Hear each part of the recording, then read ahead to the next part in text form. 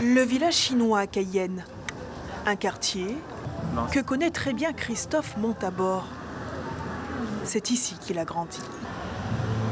Ce jeune Guyanais vient d'obtenir son bac économique et social avec la mention très bien et s'apprête à intégrer la prestigieuse école de Sciences Po, de quoi tordre le cou aux préjugés.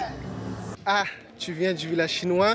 C'est vrai qu'on se dit, est-ce un handicap ?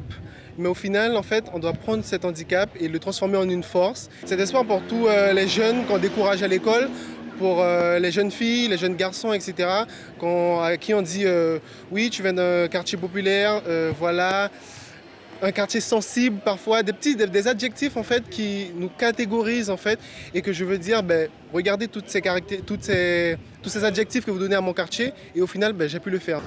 Un bachelier lucide et très impliqué dans la vie de son quartier. Depuis 10 ans, il est membre de l'association des Frères de la Crique. Se sentir, on va dire, dans une communauté, être dans une association, c'est quelque chose d'important, je pense, parce qu'on n'est pas seul dans une association, on est entouré de personnes qui viennent de différents endroits. Et voilà, c'est bien d'avoir un sentiment d'appartenance. Un engagement bénévole et scolaire, encouragé par sa mère. Francesca Reyes Aquino est arrivée en Guyane il y a 20 ans. Elle a élevé seule son fils et n'a pas ménagé ses efforts. C'est elle qui m'aidait pour les fiches en terminale, pour les révisions. Donc je faisais mes fiches, ensuite j'allais dans la chambre avec elle. Elle me faisait, on va dire, réciter le cours. Elle vérifiait que ce que je disais était pertinent. Donc voilà, en disant que j'ai travaillé, c'est parce qu'il y a eu le soutien à côté.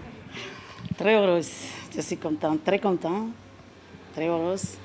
Parce que ça lui va servir de donner des exemples à les autres jeunesses. Et pour moi, c'est... Et la village chinois aussi, il y a tout ça qui les regarde. Ils disent, ah ouais, il faut que nous aussi fassions l'effort d'arriver. Trilingue, Christophe va suivre ses cours sur le campus de Sciences Po à Poitiers. Son avenir, il l'envisage dans le développement territorial et le tourisme guyanais, dont il se fait déjà l'ambassadeur.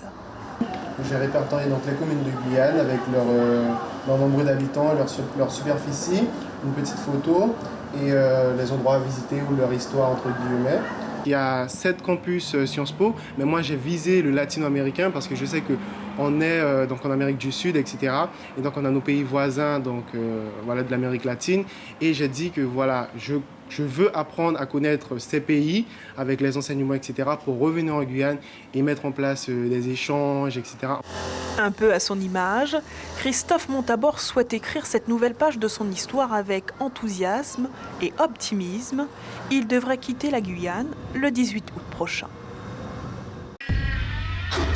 Suivez l'info sur Guyana Première, télé, radio et internet.